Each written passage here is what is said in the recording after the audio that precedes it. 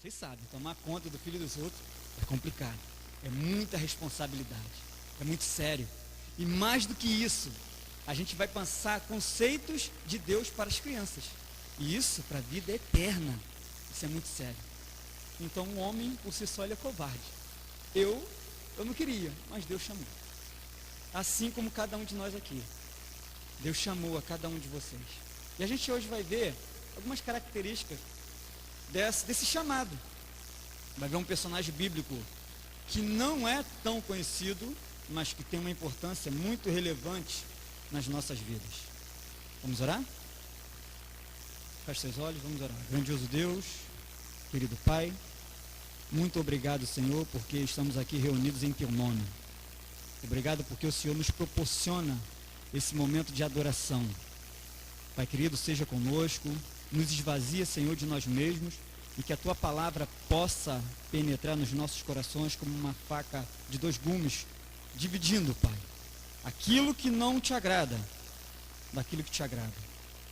E nós mesmos não temos nada, Senhor, que possa Te agradar, se não for pelo Teu Santo Espírito. Por isso, Te clamamos que o Senhor habite em nós, molde o nosso caráter segundo o Teu querer, perdoa os nossos pecados. Em nome de Jesus que eu Te oro. Amém. Amém. Vamos lá então? Hoje o tema é o tema do congresso. Achei muito interessante a sua lâmpada, porque nós somos lâmpada. Nós somos lâmpada não só para os pequeninos, mas para esse mundo em trevas aí fora. Há muita coisa ruim acontecendo, e a gente vê o mal prosperando cada vez mais, e a gente, assim como o salmista falou, Salmo 73, será que esse mal não vai ter um fim? Por que o ímpio prospera e a gente não consegue prosperar? Mas isso vai ter um fim. O mal está com os dias contados. Jesus está voltando. Daqui a pouco ele vem para nos buscar. Bom, mas aí a gente vai falar hoje sobre liderança. Tema sua lâmpada, como eu falei. Bom, antes da gente entrar aqui nesse contato aqui com a palavra, a gente vai discorrer um pouco sobre alguns aspectos da igreja adventista, sobre liderança, vai falar sobre um personagem bíblico, daqui a pouco a gente vai falar, mas antes de começar eu quero entrar num tema que Deus tem tocado muito no meu coração, e já tocou também no coração da Imara e do Marcos, e creio que alguns aqui também, sobre o nosso devocional verdadeiro. Tem que começar com uma coisa muito séria, que é a parte da alimentação. O nosso corpo é templo do Espírito Santo. A gente não pode negligenciar isso. Isso é muito sério. Tem um seminário de enriquecimento espiritual, 40 madrugadas, vocês conhecem? Falando sobre saúde e adoração. Eu já tinha feito um tempo atrás, eu fiz, e naquela época mudou mesmo alguma coisa em mim. Vocês podem notar que eu sou um pouco magrinho, né? Mas isso aqui não é de família. A minha família tem tendência a engordar. Isso aqui eu controlo. Estilo de vida. E aí eu fiz a primeira vez, eu emagreci, sequei mais ainda. Só que eu não fiz exercício. Então eu fiquei magro e sem vitalidade. Passou um tempo, fiz agora. Há pouco tempo eu fiz de novo um seminário, só que com outro entendimento. Seguindo a risca ali. 40 madrugadas, orando por 5 pessoas, fazendo exercício e mudando a alimentação. Definitivamente. Mudei minha alimentação. Novo estilo de vida. E aí, eu sou militar, né? Sou do Exército. E a gente tem a oportunidade de fazer exercício lá. Mas a maioria dos militares, na minha faixa etária, é meio gordinho. É a mesma oportunidade que eu tenho, eles têm. E eles começaram a notar alguma coisa diferente. O que tu faz? Falei, é estilo de vida. Aí tem que abrir mão de algumas coisas. Sabe aquele churrasquinho? O detalhe do churrasquinho é o seguinte: você já ouviu falar, já perceberam que toda vez que a pessoa vai se referir à carne e fala carninha, franguinho, é bem íntimo, né? Bem... Isso não é de Deus não, hein? Mas enfim, eu não sou vegetariano ainda, mas eu estou em processo. E aí eu falei para o pessoal, cara, você tem que não só se alimentar bem, tem uma diferença de você só comer coisas boas e também agregar isso ao intervalo entre as refeições. Nutricionistas são pacíficos em falar 3 horas, certo? 3 horas. Tu vai em todo nutricionista e fala assim, 3 horas. Só que Ellen White, no livro Conselhos sobre Regime Alimentar, e se a ciência do bom viver diz que são 5 horas. Quer dizer que são 3 refeições ao dia. De preferência 2. E aí eu coloquei em prática 3 refeições. Não é fácil. Não é fácil. Café da manhã, almoço e janta. Nem sempre. Alguma coisa mais leve. Mas para que isso? Primeiro, a palavra de Deus diz que o nosso corpo é o templo do Espírito Santo. Então o Espírito Santo ele quer habitar em nós. Ele tem que habitar num templo limpo. Então esse é o primeiro motivo. Segundo motivo, o estômago ele tem que ter descanso. A gente não pode ficar se alimentando direto e maltratando o estômago. Não é assim que Deus quer. Deus ele nos programou para adoração. E tem uma explicação muito lógica. E aí eu fui buscar. Porque eu gosto de estudar. Eu queria saber o porquê de ser 5 horas. Eu vou dar em linhas gerais aqui, bem rápido, para a gente poder entender como é que essa questão da alimentação é muito importante.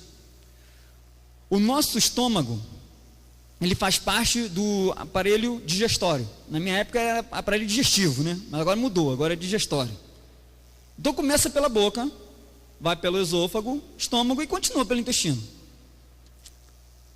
Uma coisa que já me chamou a atenção nesse estudo que eu fiz foi sobre a vitamina. A vitamina é bom, né? Você vai pegar fruta, vai bater ali com leite, é bom. Só que ela passa por um processo, pula um processo desse processo digestório, que é a mastigação. E é muito importante a mastigação. Tem uma enzima que é produzida só na boca, que ela é para quebrar o amido.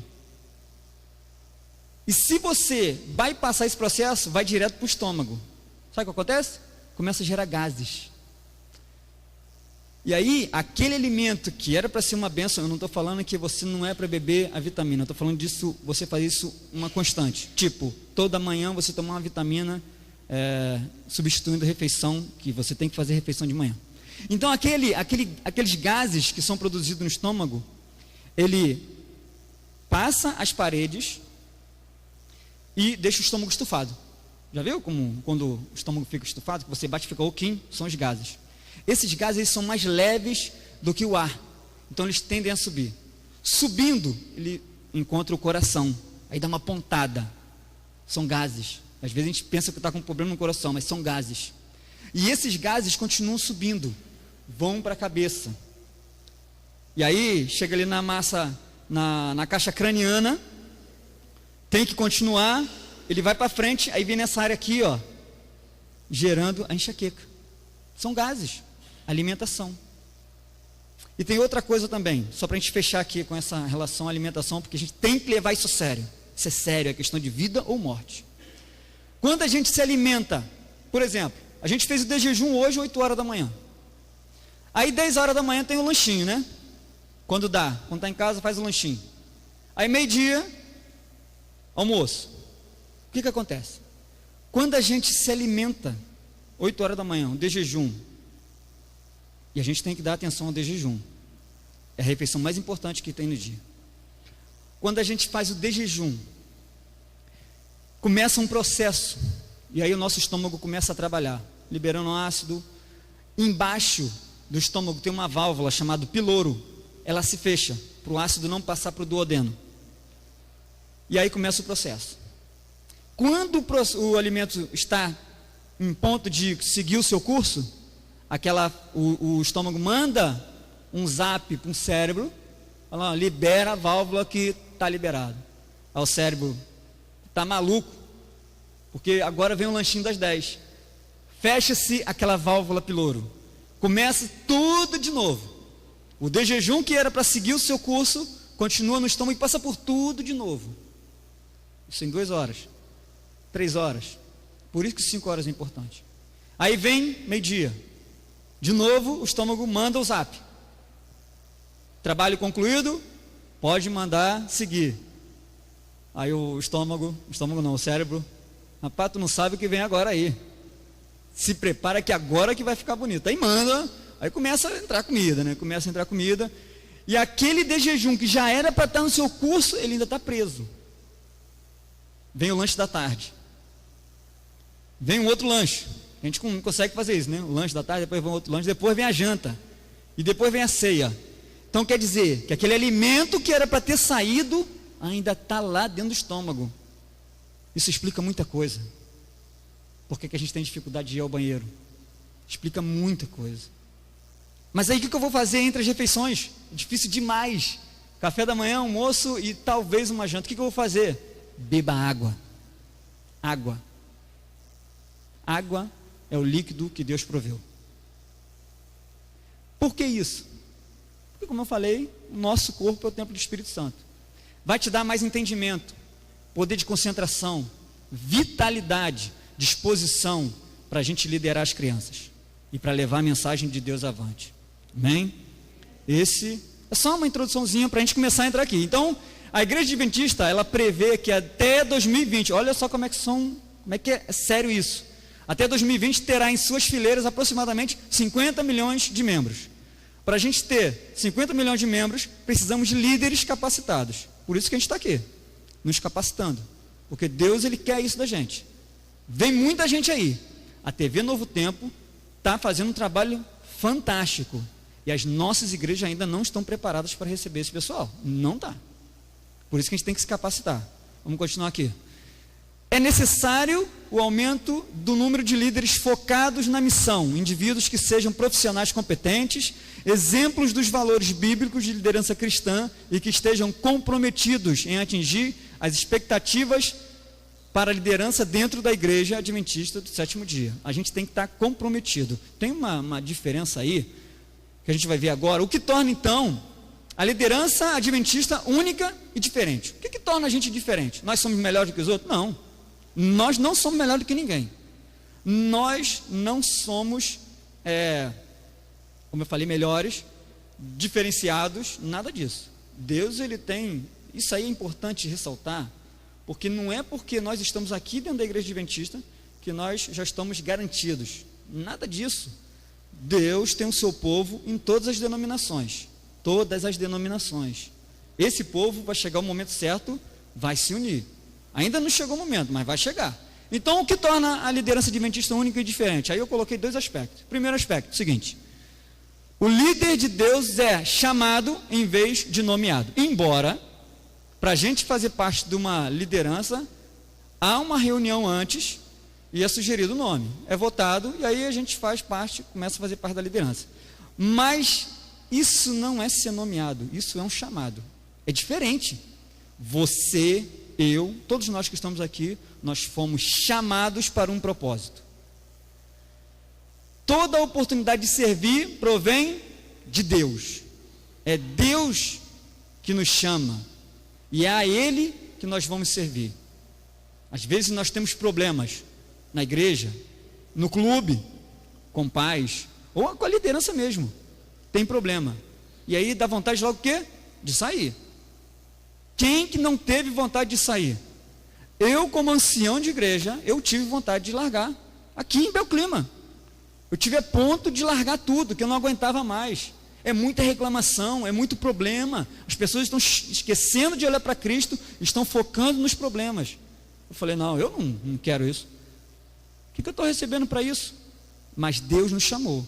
Isso é um chamado. A gente é capacitado pelo Espírito Santo. Continuando aqui. Aí eu destaquei algumas lutas que a gente enfrenta, como líderes. Primeiro, fracasso em atingir as metas e os objetivos estabelecidos. Quantas vezes a gente estabelece algumas coisas, algumas metas e não dá certo? Dá vontade de desistir. Mas Deus está no controle. Falta de comprometimento da parte de muitos dos seguidores e associados. Acontece isso? Os associados estão nem aí, mas você não está trabalhando para associado. Lembre-se, primeiro para Deus, depois para as crianças. E as crianças olham para a gente como exemplo. Elas amam a gente. Elas têm um carinho todo especial, coisa que de repente não tem em casa. Isso é muito sério. E eu estou vivenciando isso na prática. Eu sou diretor associado, mas diretor associado não é igual um diretor, pelo menos na minha visão limitada. Eu não vou a clubão, vou começar aí ano que vem. Eu nunca fui a clubão, mas ano que vem vocês vão me ver lá. Porque agora é diferente o entendimento. mas eu estou lá com as crianças me abraçam, fazem desenho. É muito importante isso, a nossa representação para as crianças. Críticas por parte daqueles que tentamos ajudar. Você quer ajudar a pessoa e ainda recebe crítica. Problemas graves e muitas vezes insolúveis nos departamentos ou nas igrejas, que minam o nosso tempo e as nossas energias, focando no problema e esquecendo o que realmente é para ser falado, discutido. Pressão familiar, exigindo o nosso tempo e interesse. Vocês têm? Família, vocês estão bem, né? Está tranquilo para vocês. Mas às vezes a gente tem problema sim. Esposa, no meu caso, filhos. Meu filho essa semana falou: pai, a gente tem que passar mais tempo junto. Mas eu passo tempo com meu filho, mas ele quer mais. As crianças querem atenção. Mas a gente tem que fazer um montão de coisa. A liderança, a gente tem que estar aqui, estar ali, participa de reunião, prepara sermão. Isso aqui não foi brincadeira, preparar isso aqui eu levei muito tempo. Terminei ontem, 11 horas da noite. É difícil. E aí eles não entendem. Pressão interna por crescimento pessoal e aceitação. E eu me cobro muito isso. E eu quero crescer para Deus, não para mim. Eu não quero me exaltar, mas eu quero trabalhar mais para Deus. O que eu faço, eu acho pouco ainda. E eu faço coisa, mas eu acho pouco. E esse deve ser o nosso senso. Mas isso aqui são algumas lutas que enfrentamos. Mas lembre-se, nós estamos na liderança. O que está escrito ali? O vento sopra mais forte no topo da montanha. E tem uma outra frase que fala assim: a árvore que dá fruto é essa que leva a pedrada. Então, se você não está trabalhando para Deus, pode ficar tranquilo, que não vai ter crítica nenhuma, não vai ter problema nenhum, ninguém vai chegar perto de você para falar isso, aquilo. Pode ficar tranquilo. É só não fazer nada. Você não quer ter problema, não faça nada. É simples assim. Agora, a partir do momento que você se predispõe a trabalhar para Deus, aí pode esperar crítica, pode esperar problemas sérios, mas fica tranquilo. É Deus que está no controle. Pode ficar tranquilo. Agora sim a gente vai entrar na parte que eu gosto, que é o estudo da Bíblia. Aliás, quem aqui não foi criado num lar cristão? Então tem bastante gente. Eu não fui criado. Hoje eu tenho 44 anos e até 33 anos eu não sabia nada de Bíblia, nada de nada.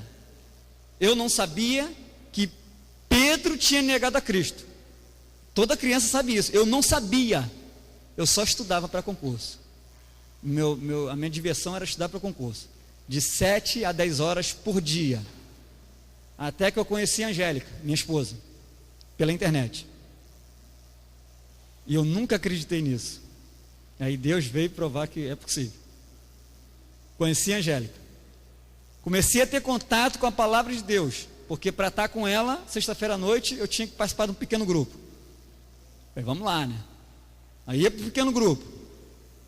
Cheguei lá, como eu gostava muito de estudar, falei, para estudar a Bíblia, tem que ser fundamentado. E aí o irmão abria a Bíblia, ele falava do assunto, abria a Bíblia e mostrava.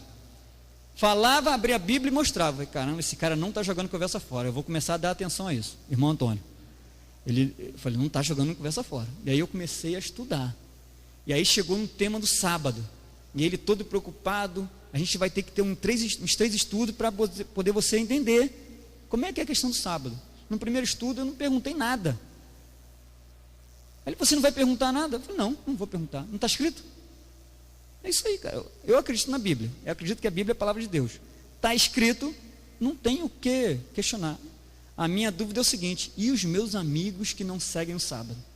Eles são sinceros naquilo que eles seguem. O que vai acontecer com eles? Essa foi a minha pergunta. Mas hoje eu consegui a resposta.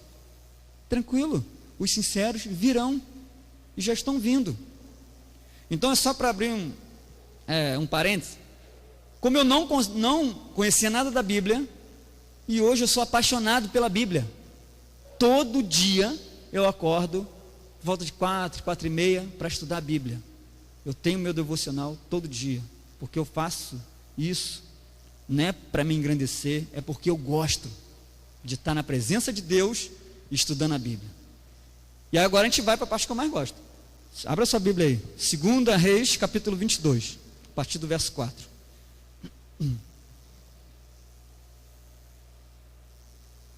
Quem não tem Bíblia, não tem problema não. Serra aí com quem tem, lê. Está no celular? Tem gente que fala assim que... Tem gente que fala que não concorda com o uso de celular e tablet. Eu não penso assim não. Você não está lendo a palavra de Deus? Eu não penso assim não. Ah não, é o pregador que usa esses recursos. Eu sou contra. Não, eu não sou contra não. A questão é adoração. A questão não é... Poxa, bom, vamos lá, vamos continuar. Bom, mas antes da gente ler, vamos entender um pouco o contexto histórico para a gente entender o que a gente vai ler. Vamos lá, vamos ter um mapa ali, ó. Ali, você sabe que mapa é aquele? Sabe não? Sabe ou não sabe? Que mapa é aquele? É do Brasil? Seguinte, vamos lá. Israel, ele tinha um rei chamado Davi. Depois teve outro rei que sucedeu, que foi Salomão. Aí quando Salomão ele morreu, o reino dele foi dividido, lembra? Que Jeroboão e Roboão aí tiveram um desentendimento. Jeroboão foi para o norte e dividiu ali 10 tribos, e Roboão ficou no sul com 2 tribos. Lembra desse episódio? E aí ficaram 2 reinos, o reino do norte e o reino do sul. E aí foi sucedendo rei após rei, rei após rei. Chegou um tempo de Acabe. Ele foi rei lá em Israel, a parte de cima, reino do norte. E embaixo ficou Josafá. Acabe, lembra de Acabe? Casado com Jezabel, ele fazia coisas que não eram de agrado de Deus. Mas Josafá seguia a Deus. Aí, os 2 tiveram um filho. Acabe teve uma filha chamada Atalia. E Josafá teve um filho chamado Jeorão. Eles se casaram. Aí já começa o julgo desigual. O rei Acabe então estava lá na Síria. Deixa eu localizar vocês aqui. Aqui tem aquele flash? Isso aqui. Esse aqui é o reino de Israel. Aqui é Samaria. Aqui é Jerusalém, o reino de Judá. Então aqui em cima ficava Acabe. Aqui embaixo ficava Jeorão. Então eles uniram as famílias. Aqui ficava a Síria. Não é a Síria com A, não, é Síria com S. Aqui ficava a Síria. E tinha um lugar chamado Ramote-Gileade. Não era do reino de Israel, nem aqui do reino de Judá. Então, como eles estavam agora com as famílias unidas, Acabe estava aqui em Samaria, chamou Josafá para dar um banquete, para fazer estreitamento entre as famílias, e aí lançou para ele: vamos atacar Ramote-Gileade. Está comigo? Vamos fechar? Ele: pode contar comigo. Josafá falando: pode contar comigo. Vamos invadir Ramote-Gileade, que era da Síria. E aí eles iam, mas aí Josafá falou: peraí, vamos consultar a Deus primeiro, porque Josafá seguia a Deus. Vamos consultar a Deus. E aí tinha 400 profetas que eram contratados de Acabe. Acabe, lembra que é daqui, era um rei que não seguia a Deus. 400, e todos falavam: pode ir, porque o Senhor vai dar essa terra para vocês. Josafá, que era de baixo, ele falou: não, mas não tem mais ninguém aí que seja profeta de Deus. Tinha um chamado Micaías, e esse profeta só é mencionado nessa história, na Bíblia todinha, só é mencionado nessa história, aqui em 2 Reis capítulo 22, 1 Reis capítulo 22 e 2 Crônicas capítulo 18, um capítulo só falando de Micaías, que é esse personagem que a gente vai ver. E ele falou, só é visto 2 vezes, uma vez só, nessas 2 passagens, que é a mesma história, tá? Veio então o profeta Micaías e falou, debochando, falou: pode ir. Só que esse Micaías, ele falava a verdade. Ele pode ir que vai ser dado, esse povo vai ser dado para vocês. Só que ele foi questionado a falar a verdade. E agora a gente vai começar a ler. 1 Reis. Eu falei segunda, mas eu acho que é a primeira. Dá um desconto que eu estava... Foi ontem à noite que eu fiz isso aí. Eu acho, se eu não me engano, é 1 Reis.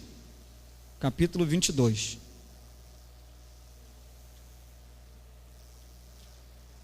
É isso mesmo. 1 Reis, capítulo 22.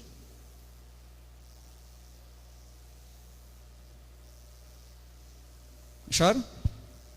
Vamos lá.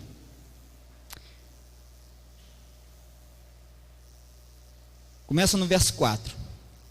Então perguntou a Josafá: irás tu comigo a peleja a Ramote de Gileade?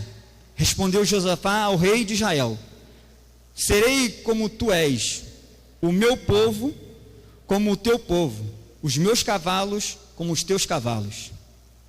Verso 5. Disse mais Josafá ao rei de Israel. Esse rei de Israel aqui é Acabe. Então disse mais Josafá a Acabe: consulta primeiro a palavra do Senhor. Então o rei de Israel juntou os profetas, aqueles 400, cerca de 400 homens, e lhes disse: irei a peleja contra Ramote de Gileade, ou deixarei de ir? Eles disseram: sobe, porque o Senhor a entregará nas mãos do rei. Disse, porém, Josafá: não há aqui ainda algum profeta do Senhor para o consultarmos? Respondeu o rei de Israel a Josafá: há um ainda pelo qual se pode consultar o Senhor, porém eu o aborreço, porque nunca profetiza de mim o que é bom, mas somente o que é mau. Este é Micaías, filho de Imlá. Disse Josafá: não fale o rei assim. Então o rei de Israel chamou um oficial e disse: traze-me depressa Micaías, filho de Imlá. O rei de Israel, que é Acabe, e Josafá, rei de Judá, estavam assentados, cada um em seu trono, vestido de trajes reais, numa eira à entrada da porta de Samaria, e todos os profetas profetizavam diante deles. Tenta imaginar a cena agora. 2 reis, com seu vestimento, sentados nos seus tronos, o rei de Judá e o rei de Israel, tramando invadir Gileade, Ramote de Gileade. Já estavam decididos. Mais 400 profetas que falaram que era para eles seguirem.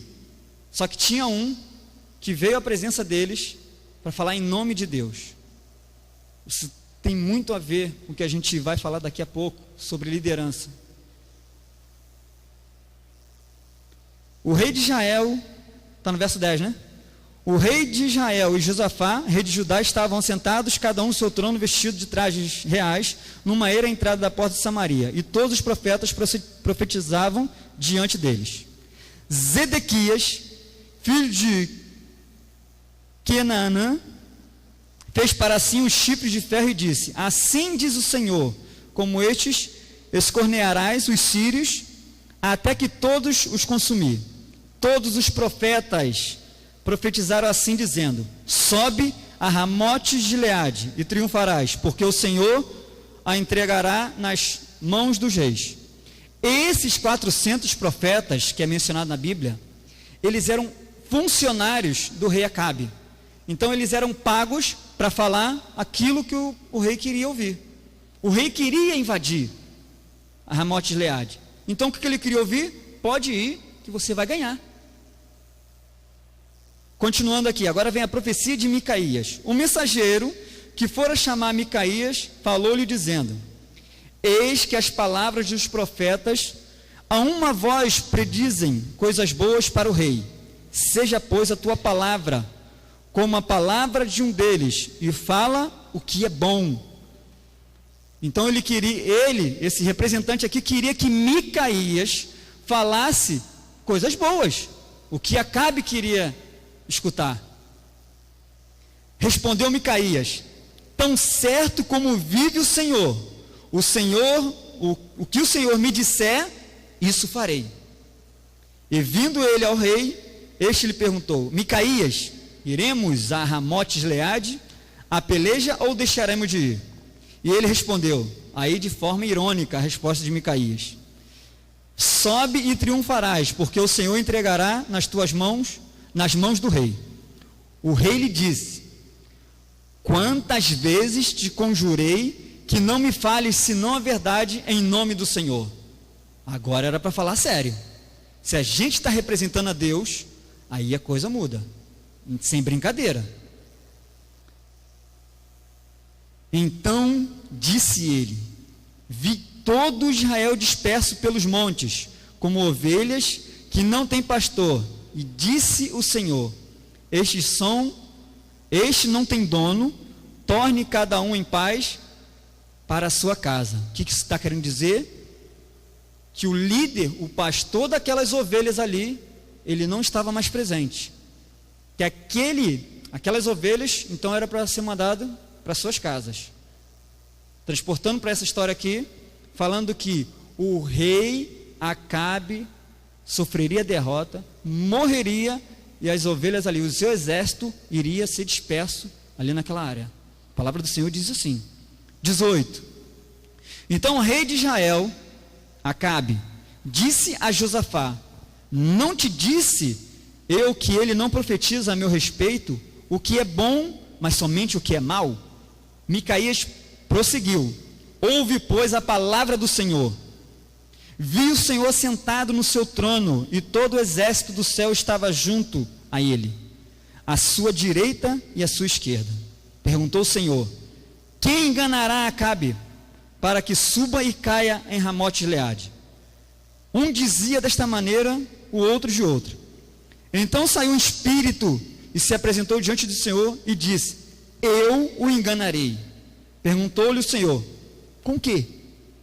Respondeu ele: sairei e serei espírito mentiroso na boca de todos os seus profetas. Disse o Senhor: tu o enganarás e ainda prevalecerás. Sai e fazei-o assim. Eis o que o Senhor pôs o espírito mentiroso na boca de todos os teus profetas, e o Senhor falou o que é mal contra ti. Então Zedequias, que era líder ali daqueles profetas, daqueles 400 profetas, filho de Quenaanã, chegou e deu uma bofetada em Micaías e disse: por onde saiu de mim o Espírito do Senhor para falar a ti? Disse Micaías: eis que o verás naquele mesmo dia, quando entrares na câmara e de câmara em câmara, para te esconderes. Então disse o rei de Israel: tomai Micaías e devolvei-o a Amon, governador da cidade, e a Joás, filho do rei. E direis: assim diz o rei, metei este homem na casa do cárcere e angustiai-o com escassez de pão e água, até que eu volte em paz. Aí vem a frase de Micaías como representante de Deus: se voltares em paz, não falou o Senhor na verdade por mim. Disse mais: ouvi isto, vós, todos os povos. O que aconteceu aqui? Que a gente acabou de ler. O rei Acabe queria tomar aquela região da Síria. Ele queria um argumento para ir. E queria escutar os profetas deles. Só que os profetas deles, aqueles 400, eram funcionários. Então iam falar o que o rei estava querendo. Aí teve um que falou em nome do Senhor. Falou: não vai, porque vai ser derrotado. E eles foram. Eles contrariando tudo, contrariando a visão que Micaías teve, a mensagem que Micaías trouxe, eles foram. Só que o rei Acabe, ele se disfarçou. Colocou uma armadura e entrou no carro de combate juntamente com outro rei. Eles chegaram lá. Quando aqueles soldados sírios viram que era um carro de combate, mandaram parar já para lançar flecha e matar todo mundo. Aí o rei Josafá, que é daqui de baixo, não está mais ali o mapa, o rei Josafá, ele se identificou. Ele falou: opa, então pode. Aí o pessoal ali falou: pode passar, porque o rei Josafá não é o rei Acabe, então pode passar. Aí teve um soldado da Síria que pegou uma flecha e mandou, ao acaso. Lembra que o rei Acabe estava com uma armadura. Aquela flecha foi lançada ao acaso, não era para matar ninguém. Ela subiu e acertou o rei Acabe na junção da armadura, feriu de morte. Ele não morreu ali naquele momento, morreu um pouco depois, e o exército foi disperso, assim como a palavra disse. Mas o foco dessa mensagem aqui, como liderança, é Micaías, e a gente vai ver agora aqui, 3 características essenciais das pessoas chamadas, nós, por Deus, para liderar. São 3 características que Micaías apresentou. A primeira delas está aqui: devemos ser zelosos para com o nosso compromisso. Nós devemos ser zelosos para com o nosso compromisso. O que quer dizer isso? Nós recebemos um chamado. Nós temos a confiança de Deus. Deus ele poderia ter confiado a qualquer pessoa, inclusive aos anjos. E os anjos querem fazer esse trabalho, mas Deus confiou a nós. Então nós temos que ser zelosos para com esse chamado. O que é ser zeloso para com esse chamado? Aí eu queria a participação de vocês. O que seria ser zeloso a um chamado de Deus? O que é isso? O que vocês imaginam que seja? Ser zeloso ao chamado de Deus. O que seria? Nada.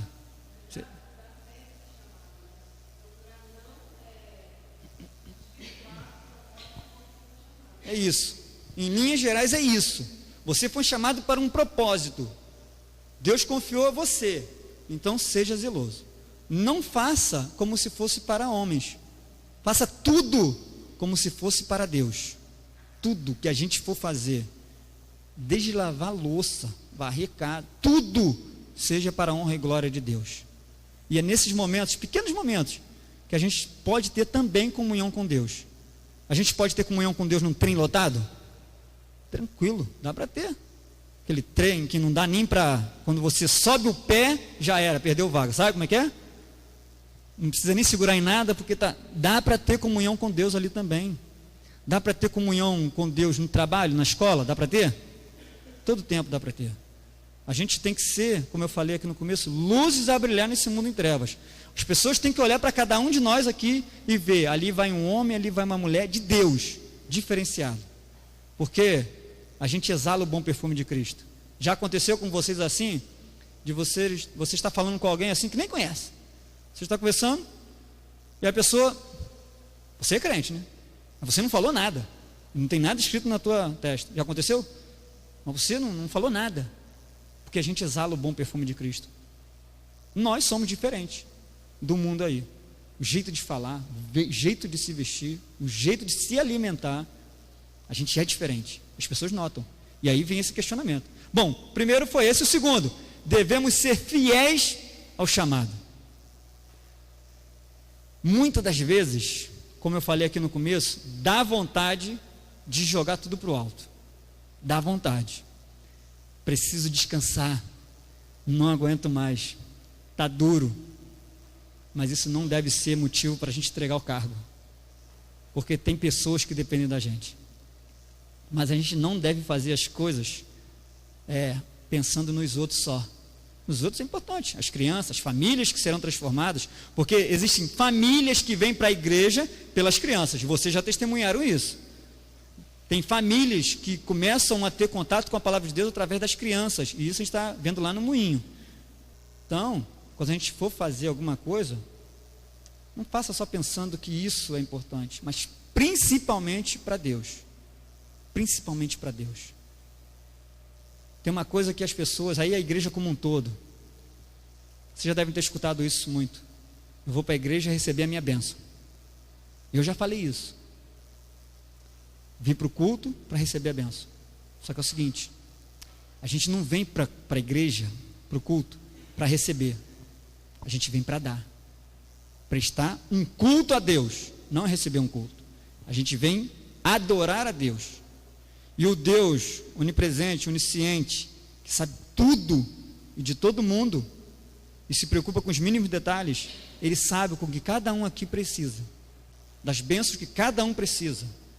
Então trabalhe para Deus, que Deus vai fazer a parte dele. conforme a vontade dele.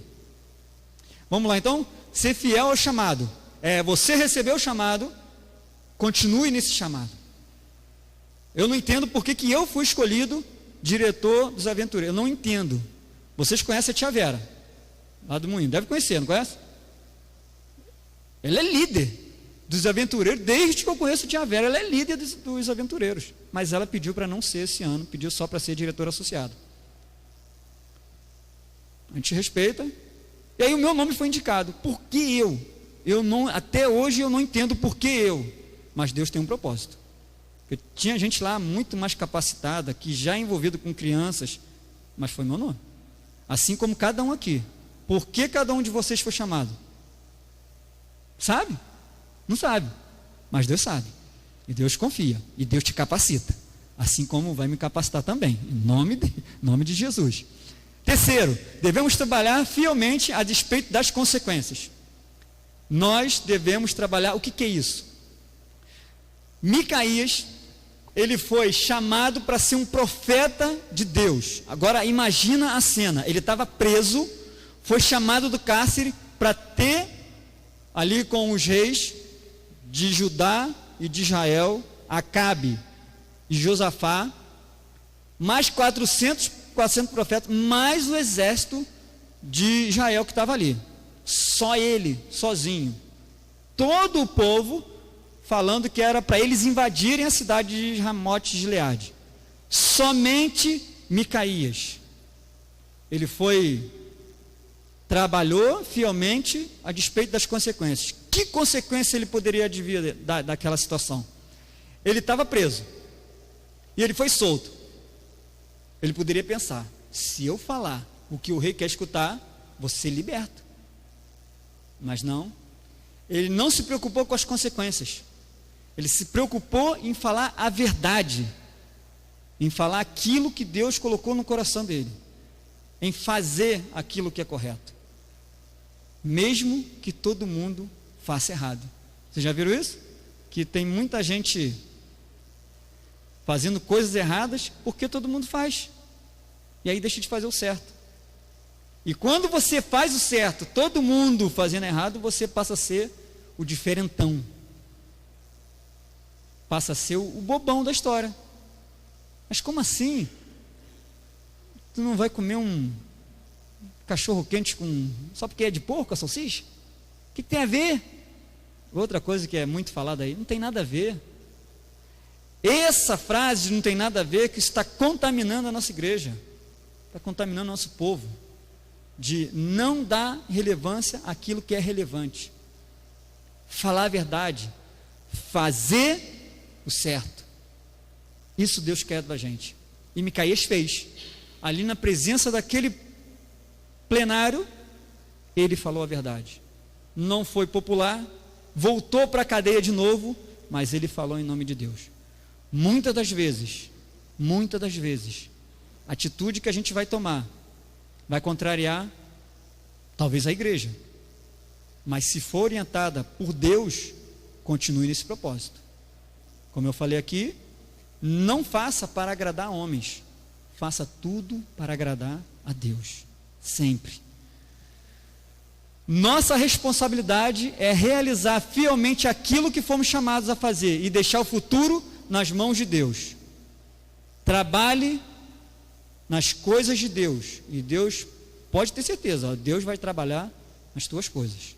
Isso acontece. A gente muitas das vezes está preocupado em ganhar dinheiro. Às vezes a gente acha que esse caminho aqui, que é o certo, a gente insiste, mas Deus está falando que não é esse caminho. Mas a gente insiste, e Deus está mostrando, não é esse. Eu falo por experiência própria. Deus está mostrando, não é isso que eu quero para você, mas a gente continua insistindo, porque não tem nada de irregular. Mas Deus tem algo preparado para nós que é muito além do nosso entendimento. A gente ainda não consegue entender, mas se a gente trabalhar para Deus e deixar Deus ser Deus na nossa vida, a gente vai ver os milagres acontecendo. O povo de Israel estava ali, a ponto de atravessar o Mar Vermelho. Atrás vinha o exército do faraó. Do lado direito, montanha do lado esquerdo, montanha à frente o mar. E agora? O que vai fazer? Aí o pessoal ali do povo de Israel ficou sabendo que Deus tinha falado que o mar ia se abrir. Mas se o mar vai se abrir, então vamos esperar que o mar vai se abrir e a gente passa. Foi isso que aconteceu? Eles esperaram e o mar se abriu e eles passaram. Não.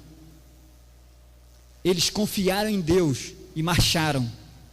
E a partir do momento que eles marcharam com a confiança que o mar ia abrir, o mar se abriu. O que tem de entendimento para a gente? Faça as coisas de Deus. Pode fazer, porque é Ele que está à frente. E Ele vai abrir o mar vermelho para a gente passar. Ele vai nos capacitar a fazer coisas que a gente não entende. Eu, quando estava aqui na igreja de Belclima, não sei se vocês sabem, pessoal de Belclima aqui, eu fui nomeado para ser ancião sem nunca ter feito uma oração aqui na frente. Vocês acreditam nisso? Você sabia dessa história, Paulinho? Sabia? Sabia também não, né? Como assim, nomeado para ser ancião sem nunca ter vindo aqui na frente? Aí eu me desesperei, eu falei, caramba, eu não sei nem pegar no microfone, como é que me escolhem para ser ancião? Deus capacita, irmãos. Eu nunca tinha vindo aqui na frente, nunca tinha pregado na minha vida. Eu suava, a primeira vez que eu preguei, eu suava, eu estava com terno, ninguém viu, mas pingava aqui em minhas costas, boca ressecada, mas Deus capacita. Deus capacita cada um de nós aqui presente. Se entregue verdadeiramente, sem ressalvas, na mão de Deus. Deixa Ele ser Deus. Acho que parou aqui. Não dá para passar aí? Ô Marcos, tu tá me sabotando aí, mano? Ellen White diz assim no livro Educação: a maior necessidade do mundo é a de homens. Homens que não se comprem nem se vendam. Homens que no íntimo da alma sejam verdadeiros e honestos. Homens que não temam chamar o pecado pelo seu nome exato. Homens cuja consciência seja tão fiel ao dever como a bússola é ao polo. Homens que permaneçam firmes pelo que é reto, ainda que caiam os céus. Seja reto e Deus vai te recompensar. Mas não é uma troca. Isso não é uma troca. Você não vai fazer para ganhar ponto. Faça porque tem que ser feito. Para gente terminar aqui, um recado para todos nós aqui: seja zeloso para com o seu compromisso, fiel ao seu chamado e destemido das consequências. Para passar ensinamentos para os nossos pequenos. Importantíssimo esse nosso ministério. Esse é o futuro da igreja. E a Bíblia fala para a gente ensinar o caminho que a criança deve andar. A gente ensina, eles não vão esquecer. Mesmo que eles saiam, eles vão ser incomodados pelo Espírito Santo, que aquele ali não é o caminho que eles devem andar. E muitos voltam. Muitos atendem o chamado do Espírito Santo e voltam. Esse é o nosso dever. Essa é a nossa missão. Que cada um de nós aqui entendamos o chamado, que não é nomeação, é um chamado de Deus. E possamos colocar em prática. Tudo aquilo que a gente vai vivenciar hoje aqui, passar o dia inteiro, vai aprender várias coisas, possamos colocar em prática. Amém?